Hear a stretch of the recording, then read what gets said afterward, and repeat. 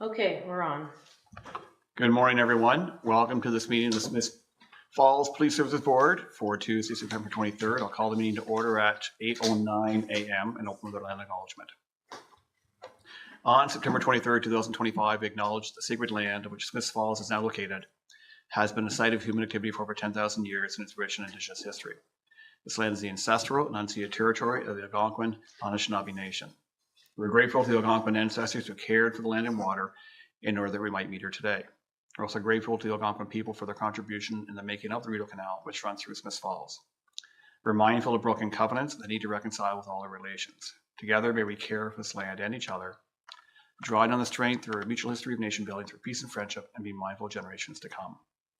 I only got a couple quick remarks this morning. I just want to recognize, once again, we had a ceremony here, celebration here a couple weeks ago to recognize the YIPI, the Youth in Policing Initiative, and the work that Emily, Eva, Kaylin, and Jacob did all summer, along with, of course, our community service officer, Sean Keoghan. And I don't think there was an event in Smith Falls that happened throughout the summer that they were not part of. And they represented the service admirably. I think they learned and grew incredibly over a couple of months, and I think it was a great initiative. So congratulations on enabling that to happen, and hope it's something that can continue every summer going forward. Absolutely. And second, and just a second with just the police service itself. This is probably the busiest summer I could ever recall in Smith Falls, with Old Home Week and bike nights and events happening every single weekend and sometimes throughout the week. And always have a police presence there, but a police presence there, of course, in connecting with the community and being part of an event. So just, I know it was a busy time for the service through the summer, but the efforts are very much appreciated. Yes, thank you. A lot of our officers gave up vacation in the summer to support the events, but we're happy to do it and happy to say that there wasn't any issues at Old Home Week or the bike nights, but we needed to have the resources available in the event that there is. So. Yeah. Well done. Thank you. Chief, any further remarks yourself? No. Any additions to the agenda? Sorry, looking at work email there.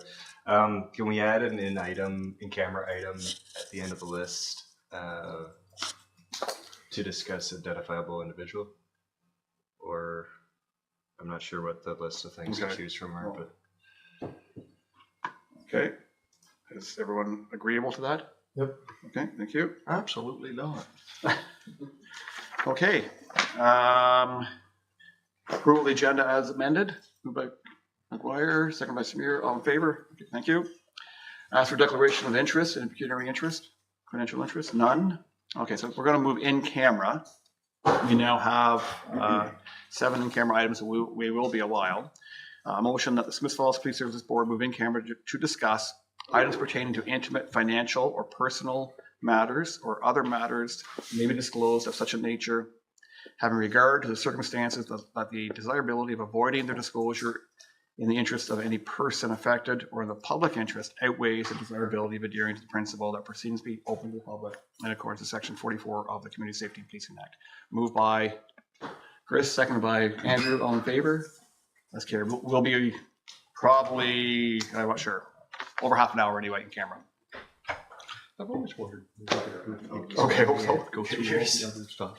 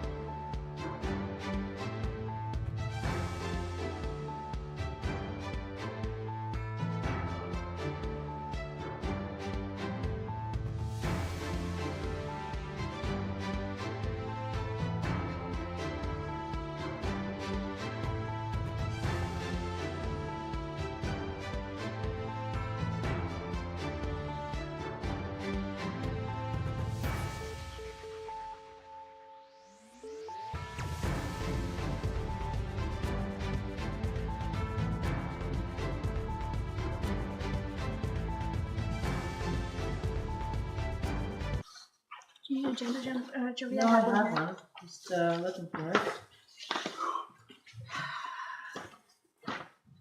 Where did it go? I wouldn't mind seeing this Just a little minute. broken down, at least if the civilian. Okay, we're on. Ever, Here, like, everyone already? there's just no, it's too big a line Yeah, by yeah, itself. she's Like, been able to get that. here's the budget, We're on. but here's the line. We're good. We're Okay, alive. thanks, everyone. We're back from our in-camera session where we had a number of identifiable individuals, and we approved in-camera minutes. So moving ahead in our agenda, I need a motion for consideration of the minutes in the previous meeting on July 15th. Moved by Chris, seconded by Andrew. All in favor? That's approved. Thank you. Business arising from the previous meeting, budget monitor, July and August. Chief, So I'm just gonna focus on August, if that's okay. It's all Yeah. the same. it's more sense. Budget makes more sense, more recent. So as I was concerned of, we're gonna be over budget on the overtime, which I knew we would be because we budgeted low this year. And we knew that that was gonna be an issue. I had mentioned that to the board, that sometimes you can't control the overtime if we have the serious calls for service, and which we obviously do. We certainly have a missing person file that's ongoing with a full-time position dedicated to that file. However, when I did comparators for August of 2024, we're actually $52,576 less in our overtime spending as we were this time last year. We're over budget in our travel. However, I have a victim support grant that mitigates that budget. And reason being is the staff training, I raised the staff training, but not the travel, but I balanced it out with the grant funding that we got for the victim support grant to support training in sexual assault, domestic violence. So as you can see, we're doing a lot of staff training. We're at $30,000 supporting that, but again, some of it offsets from a grant. And I have applied for the victim support grant for the next year, and hopefully I'll be successful with that one. And that covers our expenses for travel, for meals, and training. One of the things I also wanted to point out is in our salary recovery, we're actually at $172,724, which is a lot more back in our salary recovery, as last year we were at $126,000. So that's a big difference back into our lines than last year. So the no more, no less clause is helpful for our budget. Telephone, we had issues earlier this month with our phone lines. So what I've come to learn, and this is the previous administration and IT had a phone line that's called Sagoma. It's a company that no one seems to know what this company is, and they're certainly not helpful in any issues that come. So a few weeks ago, we had an issue where Bell Canada subscribers couldn't call into our administrative line.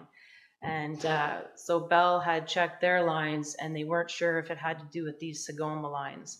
But we do need an upgrade on our telephone system, so I am looking to upgrade a more system that if something was to happen, I'd have Bell Canada support than this private company that our IT has no idea who they are.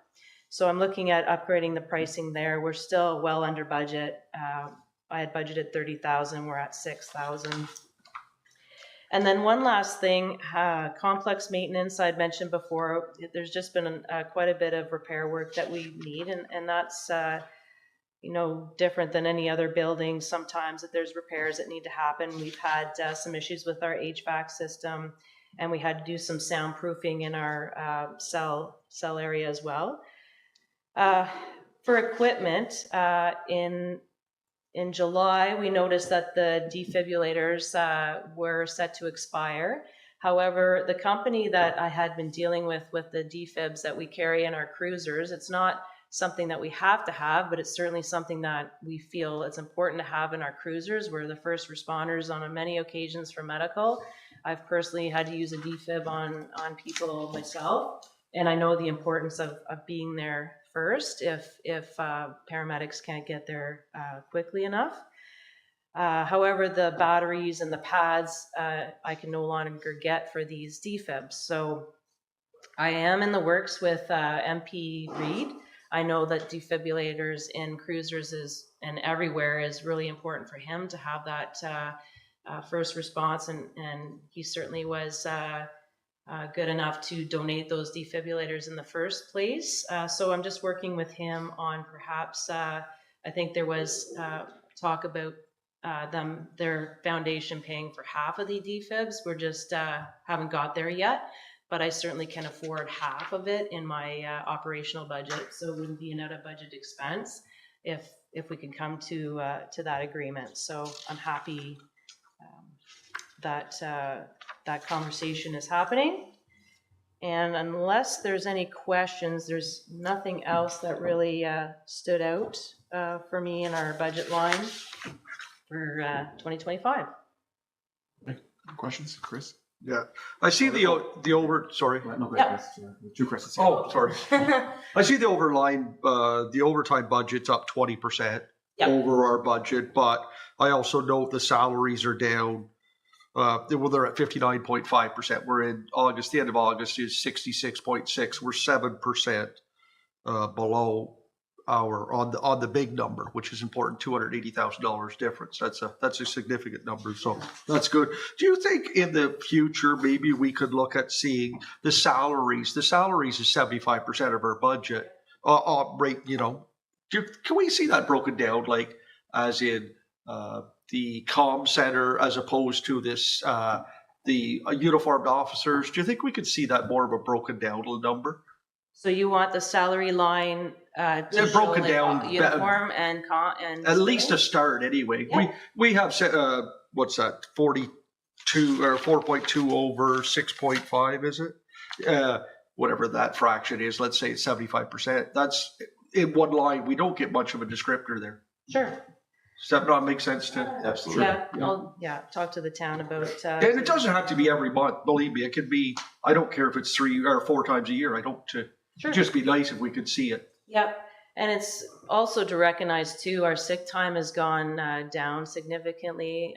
Officers aren't feeling as burnt out. And I know that once we get the newer officers trained and hit the road, I think that we're going to see, a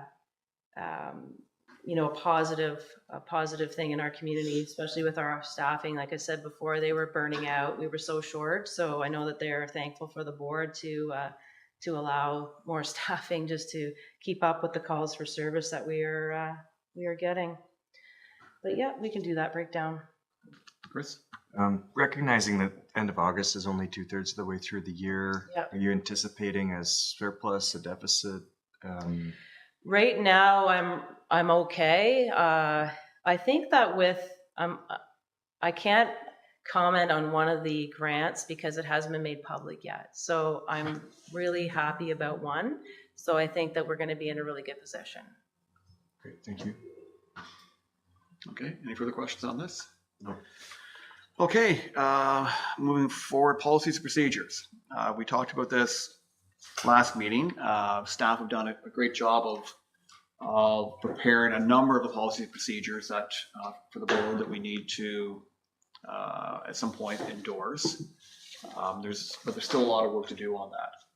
And understanding the volume of work and the time it takes, rather than trying to impose this on our admin support, we have an opportunity to, very modest cost, maybe $1,500, utilize a consultant recommended by the chief to essentially give us some draft policy and procedures, which we would then all have to review. If we need to make any edits or changes, we could.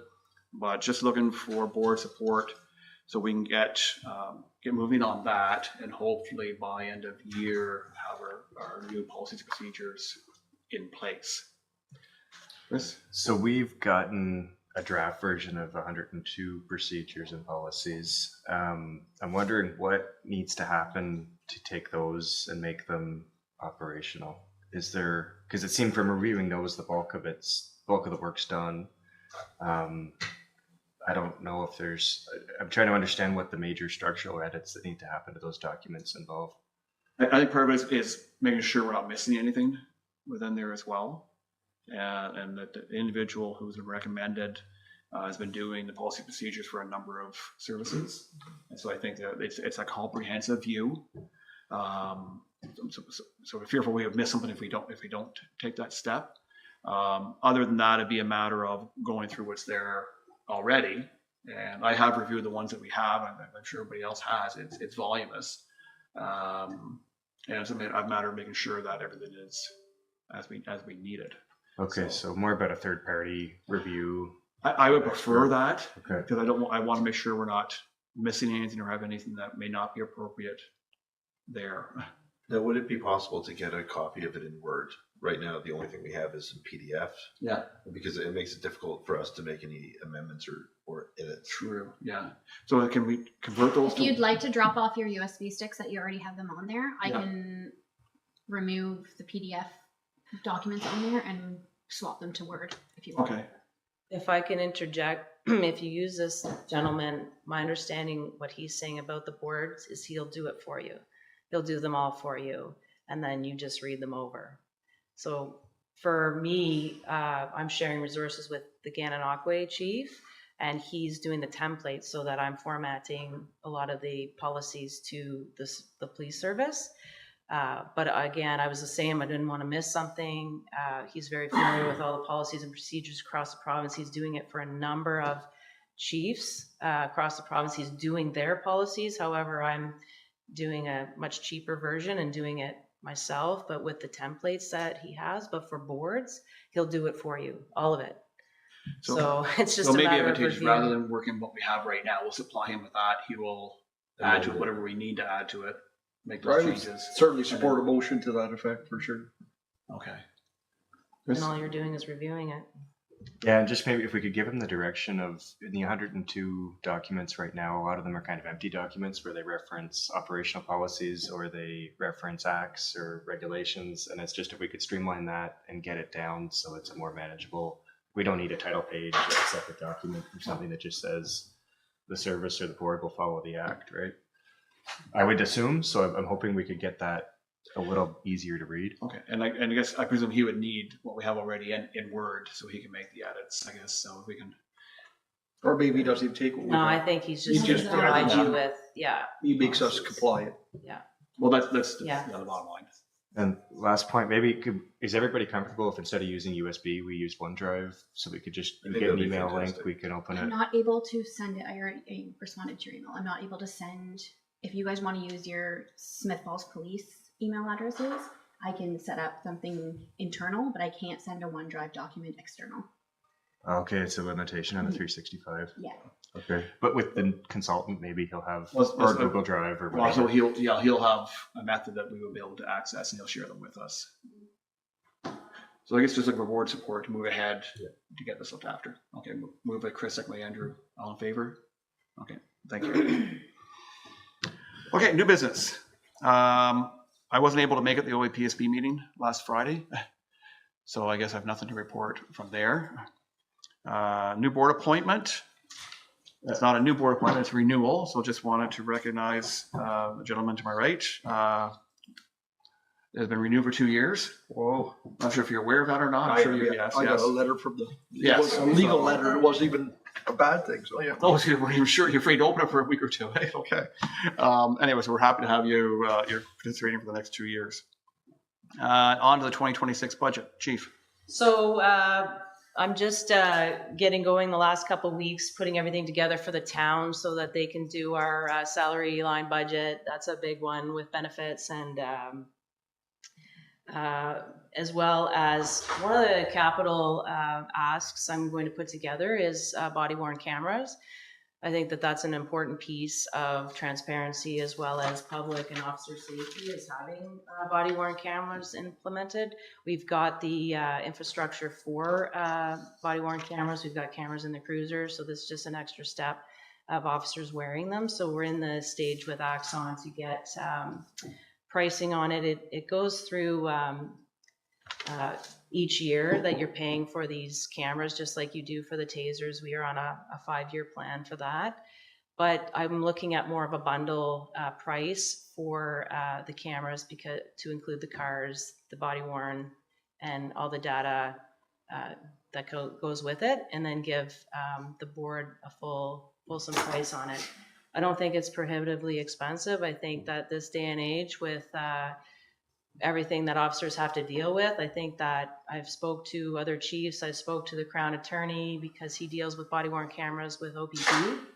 And I've just spoken to other small and mid-service chiefs to get an idea of as far as data download. And there's a lot of things you can do to make it a little bit more seamless to do that redaction piece. That's the most part, to have some civilian support for redaction. But it cuts your complaints in half because you just have the body worn camera to show exactly what's happened. And it cuts court time as well, like for trials and that. So that's one capital purchase that we're looking at as Any well. idea of magnitude? Are we 100,000, 200,000 ballpark or no? So the quote that I got for right now actually isn't too bad, but it's not the whole bundle. But per year, it's looking at the bundle is about 60,000, but then overall, like a 5-year plan, for example, it comes to about 225,000, but that's 5 years, over 5 years. So you're about $45,000 annually to support body worn cameras for our service. But again, it's More just, in year one to get things up and running, and then yeah, it's just the same price, just like our tasers go over a 5-year period. It's the same with the body worn cameras. So there's a bundled price and there's an unbundled price, but they have no redaction and camera mounts and the data and everything else. So it's just something that I'm looking at to see if that's something that we can put in our capital line to go, or in operational, which we did for the Taser 7s. They were in our operational. We just paid that every year. So that's something that we can also questions or incorporate. comments at this stage? Chris? Is there any grant opportunities? for No, this but kind of I've stuff? asked the That's- ministry about that to see if we can, that was one thing Minister Kersner had asked, if people had ideas for grant opportunities. That's one. That, again, I always look into and see if there is any opportunities for one like that. Keep you posted. Andrew? Sorry, and then that bundle includes replacement if something's broken. Yes. So do most services in Ontario now utilize body worn cameras? Most, not all. Not all of them do, but most do. BP? OPP, their Auto. front lines do. Brockville Police, they do. Gananoque, I believe, aren't. I think they have the equipment, but I don't think that they've implemented theirs yet. Belleville. Yeah, there's a number of services that have them. Cornwall. Does every officer get issued a camera, or is it just, it's not like you've got 10 and if We there's could, 4 on so duty, for or- us, for example, we probably wouldn't look at supervisors having the body worn cameras, because if they're not on the front line, it'd be more our frontline officers that we would look at equipping first, or at least seeing. I just priced out for frontline staff. Obviously for myself, the deputy, we don't need the body worn cameras. We're not as frontline as our officers, but we wanted to ensure that when there's a call for service that we had the body worn cameras on. And there's a framework too of body worn cameras and studies that have been done as well in Canada, and certainly came up at one of the conferences we were at to see the benefits of having these body worn cameras, both for the public and for police officer safety as well. So I guess, would you be able to bring maybe a more formal report back? I know you will at some point. Yeah, absolutely. At this stage, I guess what you're looking for is just to add this as an item in the 2026 budget for planning at this stage.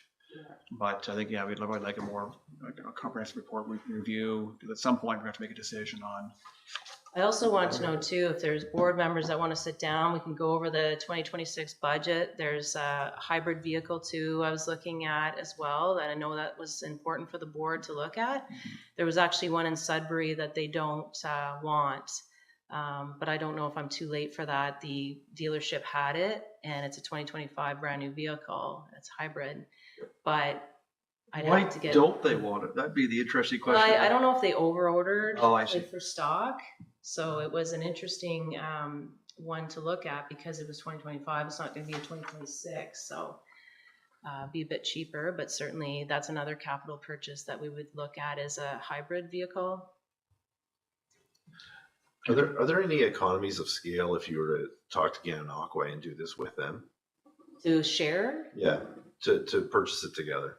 I don't think we can because of they follow RCMP policies and for data and storage. So each of us have to have our own. But as far as bundling, let me reach out to Axon and see if we can look at that, because I'd look at that with Rockville, for example, because I know they're actively wearing the body worn, but absolutely I'll look into it and see if that's something we can do as sharing cost.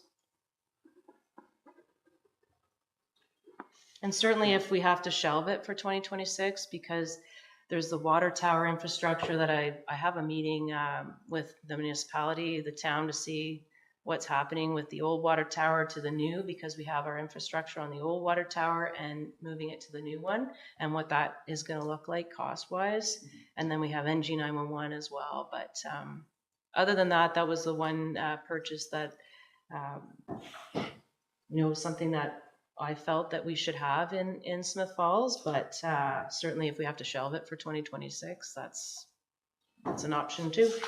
So going back just to the possibility of a good deal on a hybrid vehicle, we would need pre-budget approval. So at this That's right. stage, I guess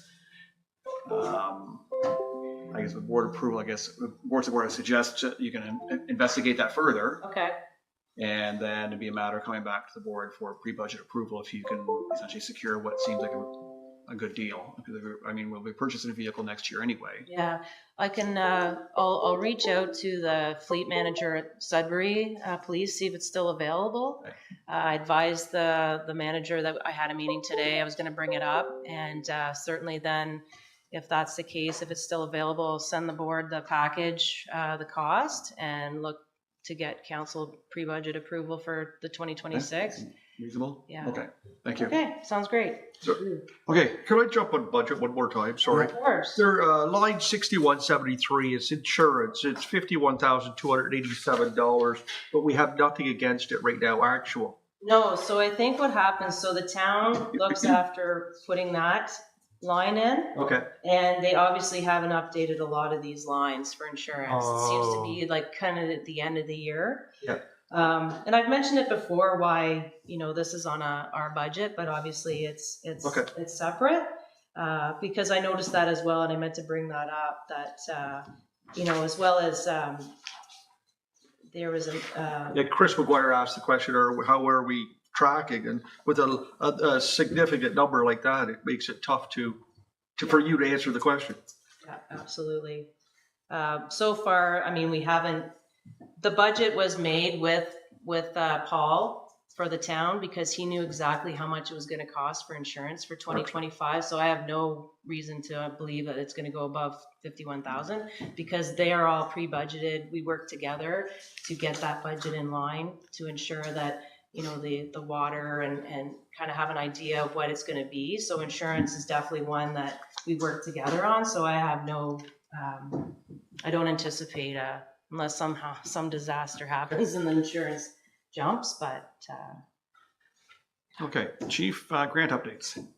So I wish I could give you, I was advised by the MP Jordan's office that there's an announcement coming on Thursday about our one grant that we were successful with. So I was asked not to share it publicly, that they're going to share it first. But at least I got a heads up. I did email them because sometimes the information gets shared and then I don't hear about it till after. So it's nice to kind of reach out to his assistant to ask her if she could find out when I could. Okay, we'll look forward to an update next meeting, even though it'll be public by that point in time.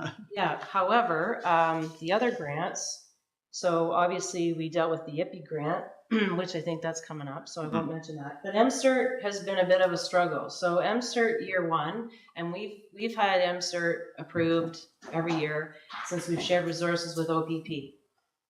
They put out year one, we were successful for year one. They then put out requests for year 2 and 3, we applied. I'm still waiting. I have been a bit of a hornet to ask the government, where are we at? Because I've seen an announcement, and so has Tom from Lanark County Mental Health. So OPP got their notification in April that they were successful with year 2 and 3, and Smith Falls has not.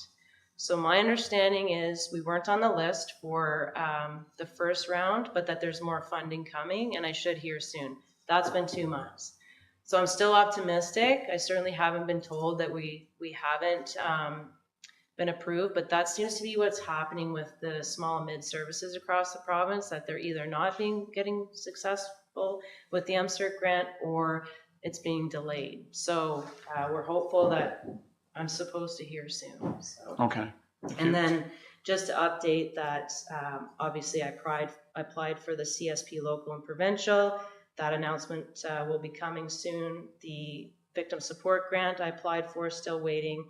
NG911 opened up a year 4. I'll apply for that. That's just going to cover some training and IT oversight for NG911. And that's it for the update on the grants. Questions? No, thank you. New members, Chief. So I had notified of the board, but that we have hired 3 new staff members. These are replacing the ones that left our police service. We have Robert McDougall. He worked with Northern Ireland Police Service for 2 years before becoming a permanent resident of Canada. He came here with his wife, Kayla. She's been a dispatcher actually with our police service now part-time for a couple years. She's wonderful. And he seems like a very nice gentleman. So we, after extensive background, we've hired 3. And I know that Robert has already engaged himself with a lot of our charities. He did the Polar Plunge. He got to know a lot of officers. So he's excited.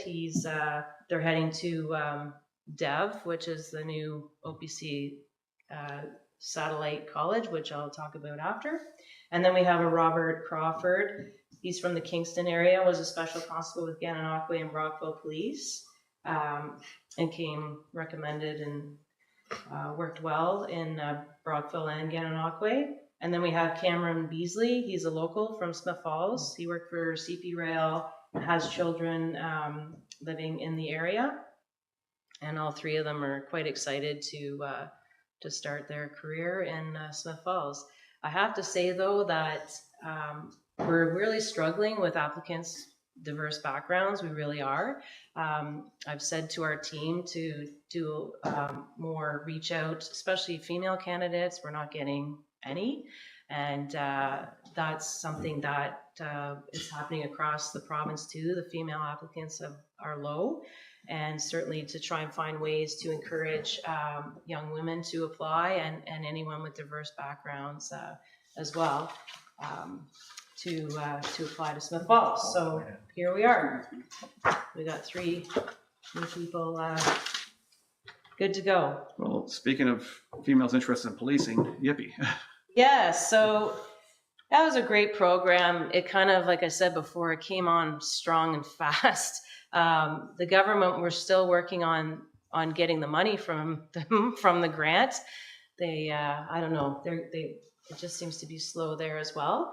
But the cost to the service was $356.13, and that's because the YIPI grant includes clothing, includes their uniforms, includes their wages, but it doesn't include if they opt into OMERS and health benefits, which we all have to pay when you're a part-time student. So that's something that they tell you. The government makes it clear that this is something that's going to be coming out of your salary. So one of them did opt into OMERS, but that just comes out of our salary recovery line, which we have a lot of money in that account. So $356 I thought was well worth it. We got $24,368 allocated from the ministry. And of course, as you know, it was a really positive experience, both for our officers and for the four of them. I had nothing but positive feedback. I asked them each to, provide me with things we could work on and things we could change. I know for us, because it came on so fast, Constable Keoghan and Special Constable Ferrier, and then oversaw it by Constable Dewey, helped with the interviews. But I think now that we have it established, we'll obviously do it again. And my understanding is once you do it, the ministry will continue to support you. But I think that now that we know we've got it established, we'll have more time to plan, and we'll be able to put them in areas, either we start them earlier or figure out what else they can do to engage in the community. Because I think that was hard at first to figure out, okay, what are we going to do with them? Because we only had a couple weeks to really get it off the ground, and we don't want them, just sitting around doing nothing. So we kept them quite busy. And when there wasn't things going on in the community, they were helping us internally, even cleaning out our garage, which was really helpful, cleaning the cruisers, and none of them complained. All four of them were great to work with. So, yeah, very positive experience. Or any comments or questions? No. Yeah, I think a very successful start to that program, and I think it gives all of them that exposure to policing, which, when they all have an interest to begin with, either reinforces that or tells them maybe that's not the right thing for them. But down the road, I'm sure there'll be people coming out of that yippee who will eventually be part of our police service. So very encouraging. It's really nice. Yeah. Thank you. The new Dev Center. So this is new for us, but Cornwall has a center that OPC. So OPC is so large because there's such a demand for recruits across the province. We're all short-staffed. There's over 800 recruits coming. So Cornwall has a center that is implemented to accept I think it's just over 300 recruits. And our 3 recruits are going to go to Cornwall instead of the Ontario Police College. So this is the first time in history that there's a secondary spot for the police college.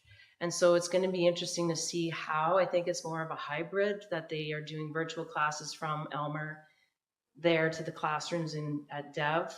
And then they're doing PVO, which is the driving and firearms off-site. So it's new to all of us. On Friday, the Minister Kerzner is coming down to the site to do his announcement, and I'm going down as well because of our recruits being there, or going to be there.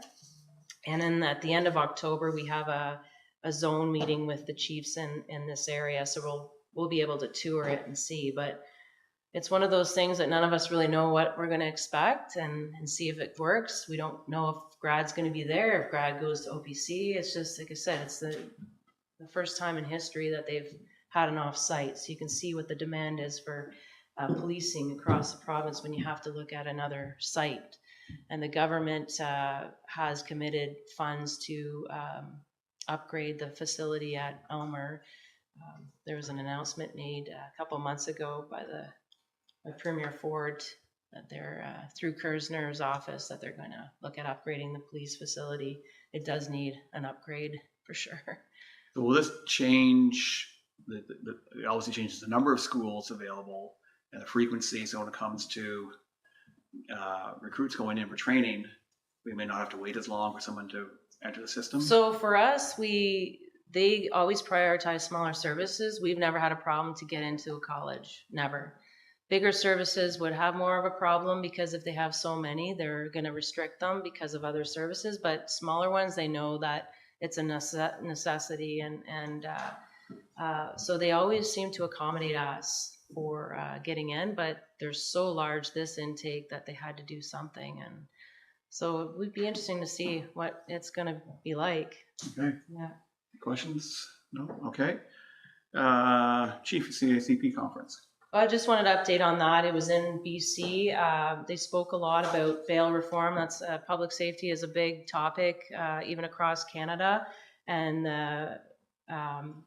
as well as firearms and illegal drugs and the border. So it was a very interesting conference to go to understand not just what we're seeing here, but across the country, tariffs, and certainly I'm sure with the AMOs, they're talking the same way, and what that's looking like, but certainly security being a priority in Canada and what's happening across our borders with illegal guns being brought into Canada and how that's shaping across the country and modernizing our tools and coordinating actions for globalized crime. So anyways, it was a very interesting conference. So I just wanted to make mention of that. No? So on to CISO update with OPS, that's Deputy Chief.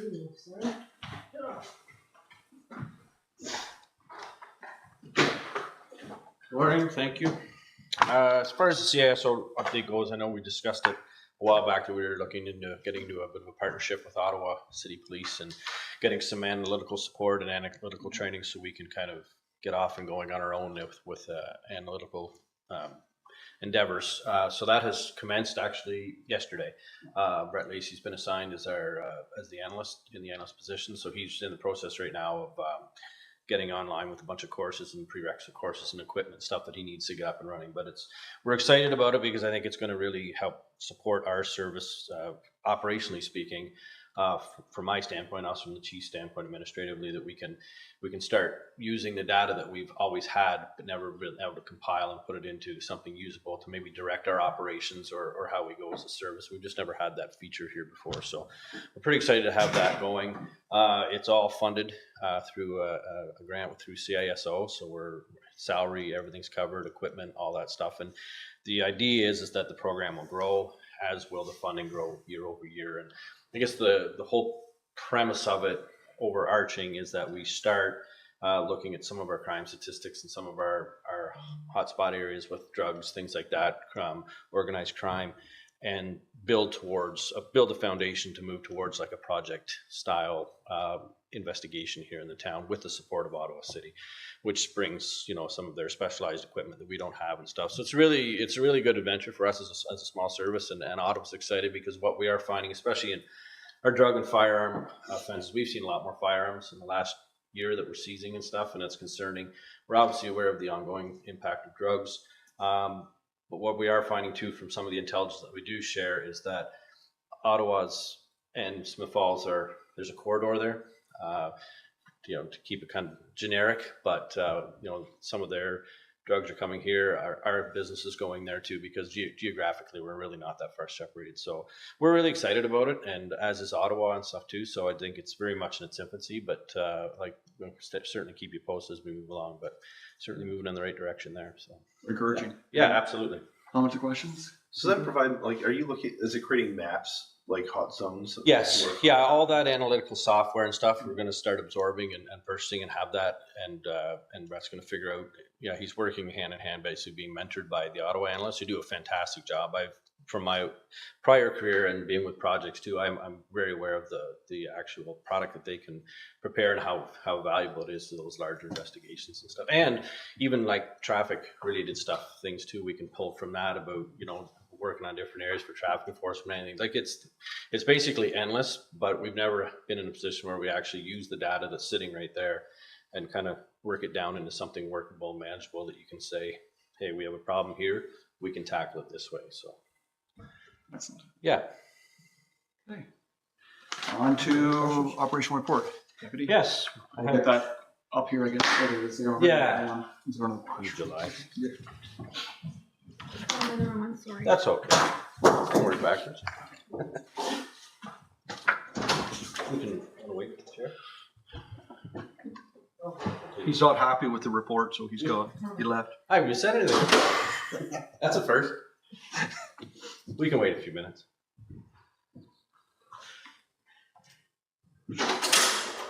Oh, Who's first? something wrong. there. Welcome back. I've almost done. There's a garbage can. Timing's everything, they say. I'll try to go through these. It's been a long meeting, obviously, and I have 2 months to go through. So I'll just start with July quickly. 716 occurrences registered for July. That's up from 705 in June. Overall charges and arrests, we had 82 criminal charges laid in July and 36 arrests total. The breakdown of some of the key investigations that we look at, obviously always concerning for us is intimate partner violence cases. We were at 21 in July, and that was up from 16 in June. So seeing an unfortunate trend that way upwards. Our assaults seem to be down significantly, which was encouraging. Family disputes, we're at 6. Break and enters, we're at 3, which seems to be kind of our average, but our officers are doing a great job at clearing those through video surveillance, identification, and things of that nature, and just being in the community and knowing kind of who's who. We're seeing a pretty significant clearance rate for our break and enter occurrences, which is encouraging. Mischief was 10, and harassment is a new one I'm adding to because we're seeing a lot of harassment type investigations. So that hasn't been on previous reports, but we'll start tracking to see if that number fluctuates at all. Mental Health Act incidents, we had 30 calls for service, which was up significantly from 18 in June. Out of that, there was 3 apprehensions. Our hospital wait time was between 1 and 2 hours. And our mobile crisis response team nurses attended at 7 of those calls to assist us. Traffic enforcement, we had 29 collisions overall. You can see the breakdown there in the top left box. We had total 196 traffic related calls for July. Our officers conducted 150 vehicle stops, and out of 62 of those 150, there was 92 Highway Traffic Act charges laid as a result. And again, the usual what we're seeing, just speeding, red lights, stop sign violations, careless driving. Yes. So the traffic related calls for service, 196, is that part of the 716 in the front page? Yes. Yeah. Just so I understand. Yeah. Perfect. Yeah, 716 will be the total. Understood. And then the breakdown. Yeah. And there was 8 charges laid under the Insurance Act, Compulsory Automobile Insurance Act. Criminal charges stemming from traffic stops. We had 8 criminal charges laid in total. 4 of those were impaired driving charges. And then we had failed to stop after an accident charge and drive motor vehicle open liquor. There was 3 charges laid there. Proactive policing, 40 hours of foot patrol. Obviously our school visits, being that it's summer, are 0.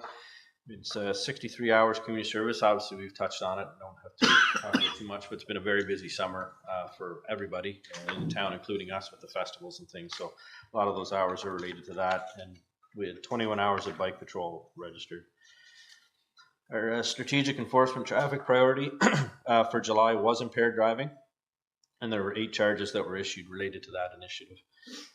The step target for August was distracted driving with handheld devices, and our top traffic enforcers for the month of July were Constables Mayer, Sly, and Robideau. Just quickly go through the criminal investigations report. Our detective branch, obviously we have 1 officer assigned full-time to the ongoing OPP major criminal investigation with the missing person files around the area. We had a significant fraud that was solved through the collaboration between our detective unit and the victim company. It was almost a $700,000 fraud. Through a very complex investigation and lengthy, the suspect was formally identified, arrested, and charged, and is currently before the court. So that's a significant one that was fairly time consuming for our Detective Growski. We had a child luring case that's ongoing. There's another child luring case involving a former teacher in the area. That suspect was formally arrested and charged and currently before the courts as well. Ongoing intelligence gathering regarding drug trafficking locations in the area. They prepared a DNA warrant. It was drafted for ongoing sexual assault investigation relating to a person under 16 years. I'll loop back onto that one when I do the August report. And another warrant was drafted for cell phone contents related to a serious sexual assault investigation. Community service officer, obviously Constable Keoghan continues to be extremely busy with the YIPI program and everything else, as we've touched on earlier, but is able to provide us with 36 hours of bike patrol to support the front line. Obviously, he was very engaged with the YIPI program, both with the ongoing training of their new YIPI members and program delivery as he kind of builds the program. Community support of Canada Day events in the town, including the Kids Day Bike Parade, or the Kids Bike Day Parade. Movie Under the Stars, Lock It or Lose It. Attended hub lunches at Hanley Hall. As always, assisted various community groups, Big Brothers, Big Sisters, Go Girls, Community Living, things like that. Tim Hortons Camp Day and Cops and Kids Fishing Derby. And as always, we just include the criminal record check stacks that you can view later. Courses and workshops. Obviously, our course load and training down a little bit for the summer, but we were able to get Brock Woods, who's kind of one of our lead trainers, on a immediate rapid deployment certified trainer course in Ottawa. And also he was able to attend the mental health crisis response instructor training day. And just for your information, across the province, they're rolling out some enhanced mental health training for all police officers across the province. So it's going to be, it's fairly significant as far as time consumption for our training and for our officers, but they're rolling out this training to enhance de-escalation techniques, things like that. Because I mean, all the police services across the province, we're not immune or dealing with the significant increase in mental health calls. So certainly some enhanced training coming there. It's going to be a bit of a down pressure on all services for getting that training completed and and getting our trainers trained. Train trainers. Yes, absolutely. Well said. So. There's just some pictures of our YIPI program in there. We talked about them personally from my 2 cents. Amazing program, extremely valuable to us. I think we put them anywhere and everywhere this summer, and they were very happy to help out, and we were glad for their assistance. And it was great to see them out in the community. So there's just a few things there from their training day. And this is our officers as well, as we always like to help out with the adult living softball game or ball hockey or whatever it might be. I always like to give the chair a little plug in there too. He likes to see himself in pictures, so. A lot of fun. And always, as always, I don't particularly like to end on this note, but I did say that I was going to keep you posted on some of our more serious occurrences that regarding assaults against our police officers. In July, there were 3 assault police charges and 4 resist arrest charges from various occurrences. Just quickly. One involved a male that was dancing in the middle of the road in the early morning hours, appeared to be in some type of psychosis. 2 of our officers did engage with the individual and attempted numerous, and I mean numerous, de-escalation tactics to provide assistance to the male that was obviously having a tough, difficult time. Without notice, that individual just lashed out and attacked our officers by punching and kicking them. Was concerning and for our officers too. Taser, pepper spray, and baton were relatively ineffective with this individual just because of the condition that they were in at the time. I mean, after probably 8 or 9 minute struggle, which may not sound a lot until you're in it, they were able to get the male under control and immediately rendered some first aid that he needed. And even during that, when things appeared to be calm, the male just lashed out again and kicked one of our officers right in the head. So these are the struggles that our officers are dealing with, more frequently than I certainly like to see. Another incident involved an officer attempting to arrest a wanted female who was observed walking down the street and was known to have a warrant out for their arrest. During the arrest procedure, the officer was assaulted repeatedly by being punched. Their struggle ensued. And actually, our officer had their earring ripped out of their ear during the struggle while they were waiting for assistance to attend. Again, minor injuries, but kind of a frightening situation when you're there by yourself waiting for backup. Police were conducting a welfare check of a suicidal individual. Immediately upon getting to the residence, they were met with being sprayed with a noxious substance directly in their face when they entered the door. It was Febreze. But still kind of very debilitating for the officers that took that right in the face as soon as they walked in. And then it turned into a larger struggle inside where the officers were struck in the face with a jolly jumper swing. And the subject also spat directly in the face of the officers and made numerous threats to cause injury and death. The subject was eventually apprehended under the Mental Health Act and taken for assessment. And It should be noted that all of the above was conducted in the presence of an infant child who the officers were attempting to protect as well. So again, I don't think we give our officers sometimes enough credit for what they do, and I'm very proud of how our folks, especially with the number of high mental health calls I feel we have here, that they're second to none as far as de-escalation going and dealing with these crisis situations. So I thank you for letting me bring that to your attention. Anything for July? No, thank you. Going into August, 688 total occurrences registered. That's down from 716 from last month. We had 91 criminal charges laid in August, resulting from 34 arrests. Our IPV cases were down slightly, but still higher than what we'd like to see. Seem to say that month over month. You can read some of them there. Bail violations are 9, up from 6, and the harassment is 12. So I talked about harassment being a new one from last month, so it's kind of still holding steady across the board there. So. Mental health calls, as you can see here, up again significantly from July, 37, up from 28. We had 4 apprehensions. Our hospital wait time ranged 25 minutes to 2 hours, and the MCERT nurses assist us with 8 of those calls. Traffic enforcement and complaints, we had 26 MVCs or accidents, 166 traffic related calls, which was down from last month. We had 124 vehicle stops conducted, and from 46 of those stops, there was 89 highway traffic act charges issued, and there were 10 charges issued under the Compulsory Automobile Insurance Act. Criminal charges stemming from traffic stops, there was 32 charges laid this month, which was fairly high. 3 of those were directly related to impaired driving charges. Our officers are doing a great job proactively to be out there and stopping vehicles and trying to get the impaired drivers off the road, which is great. And I'll touch on that at least a little bit more at the end.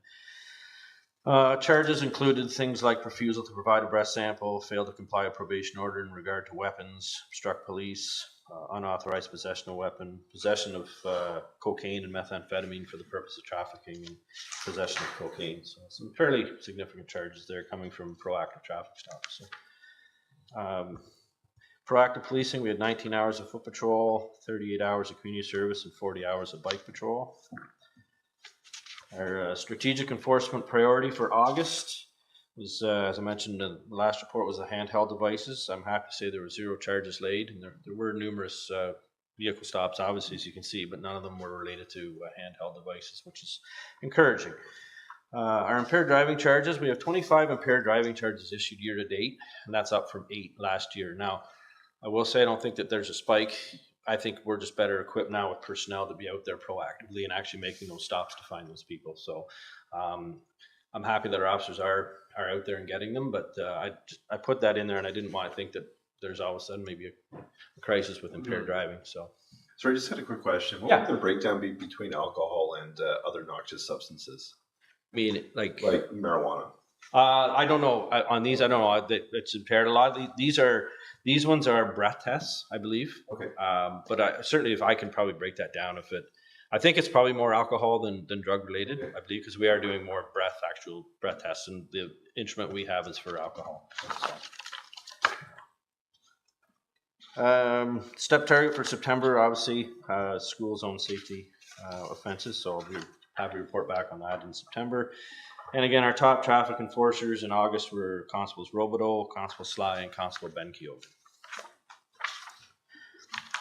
Criminal investigations. I'll just update a few. Complex investigation involving child pornography offenses our crime unit was dealing with. The suspect was identified, arrested, and has been charged accordingly. So that was a nice one to get wrapped up. I talked about a DNA warrant that was being drafted in July. It was executed and came back with some I don't want to say positive results, but as far as the investigation going, we were able to link that to the individual who they already had in custody for a similar offense, and we're able to add on additional offenses. So really good DNA warrant for us as far as providing evidence for other offenses. So ongoing intelligence gathered in regard to drug trafficking locations, which seems to be ongoing with us. Our officers assisted with the Bike Night Festival, which were huge successes, I believe, with no issues, and we were happy to certainly participate and have our personnel down there. I also want to advise the Detective Constable Lindsay LeMay has now started in the crime unit. Our crime unit, just because of our numbers, when Chief and I back in September talked, were a little bit deficient. We have Constable Brett, who's assigned full-time with the OPP on this major investigation, so it really left Constable Drowski on his own. And you can see the complexity of these files that I just kind of lightly touch on. It doesn't even touch half of the workload that they actually have. We felt we needed another person in the crime unit to assist and take on some of these more complex files and stuff, because they are time consuming and stuff. So she started in the crime unit now, so we're happy to have her in there and the support and stuff. So expect some. What will happen when the other officer returns from the other, like the missing persons case? So what we've done with the LeMay position, felt was good. We would like to bolster the crime unit just because of our calls for service. We'd like maybe 3 in there at some point, but what we thought we'd do is keep our core 2 and keep a rotating position for maybe a year's time, and maybe rotate people through. It's kind of our first blush at this, but then it gives other officers a chance to go up and do those more complex investigations and bring that training experience and knowledge back to the road, and maybe just cycle through. So yeah, there's certainly enough work there. I can tell you, I can attest to that. Yeah, 100%. So, and this was the part of our whole, structure as far as getting to where we thought we needed to be personnel wise to be more effective. So criminal record check again is in there. You want to refer again, Constable Keogan's been extremely busy. August was very, very busy, obviously, with everything we had going on with Old Home Week and stuff, and you can read there some of the different things he's done. Project Lifesaver meeting too. Sean's been tasked with coordinating Project Lifesaver, so that's a venture we've entered into with Alzheimer's Society. We're in the process of waiting on the tracking equipment. Just when we get all that, I'll do a little bit more updated report so we can actually see, touch, and feel what that is. But basically, it's a program that Alzheimer's Society is backing that helps us track people that maybe have dementia or Alzheimer's, have a wandering situation and stuff, and it's concerning for families. That just there's some equipment training and stuff there. We work with the families as far as getting those people registered and on our database, and if they do happen to go missing, we are able to respond to that more effectively and hopefully track the person more quickly. It's a very interesting concept and stuff, and I'd like Sean to come in when we have the equipment, maybe do a bit of a presentation for you folks. Yeah. It's very interesting. We're happy to be part of the venture. So Super. Obviously, picture time. You can see there in the top right, bike night. Operationally speaking, there were 4 amazing festivals this year. They couldn't hit the weather any better. I thought it was fantastic for the town of Smith Falls. From a policing standpoint, 0 issues. Volume with crowd, everything else. The things that go with that, very, very minor that way. I thought the move was good. Everything seemed to move slowly. We're happy to have a footprint down there and stuff too, and engage with the people. But I think moving forward, from my perspective, I hope it continues, because I think it was excellent for the town, and certainly a good buzz down there and good energy. So Very good.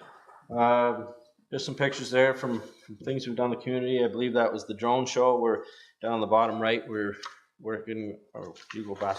Oh, sorry. Yeah, with our fire department friends there to help out, and kind of all hands on deck. Just it was more for us. It was more just volume and people and congestion and traffic and stuff, but very, very minor issues to deal with. Some more shout outs for our yippies on the next page. You can see in the top right, that's what we did with them after hours. That's how we kept them under lock and key. Brought them out the next morning. We did feed them. We aren't without heart, but no, we were certainly really, really excited to have them. And then, of course, as you guys know, we had the amazing graduation ceremony here that was well attended and by the board as well. And just like to end on that positive note. So, Excellent. yeah. Thank you very much. Looking for adjournment. Our next meeting. I just have one question.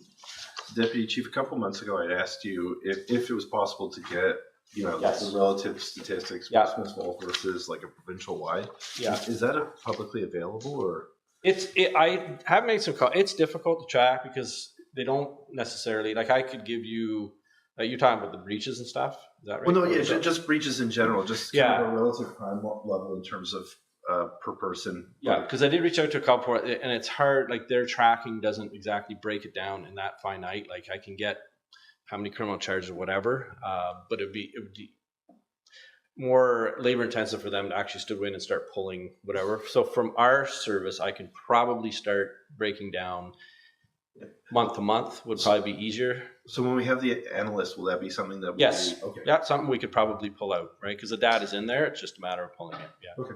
Yep. And if I could top up to that, sorry, Deputy, but one of the things that we're working on, we had to upgrade, as you know, an ACACR document to have it audit compliant. So it was something that, it's a document, a working document to make sure our firewalls are safe, et cetera, but it's called the Bail Dashboard. The Bail Dashboard is across the province. It was implemented through Toronto police officers that it's going to be an online virtual bail dashboard that each of us are going to implement in our services, Smith Falls as well.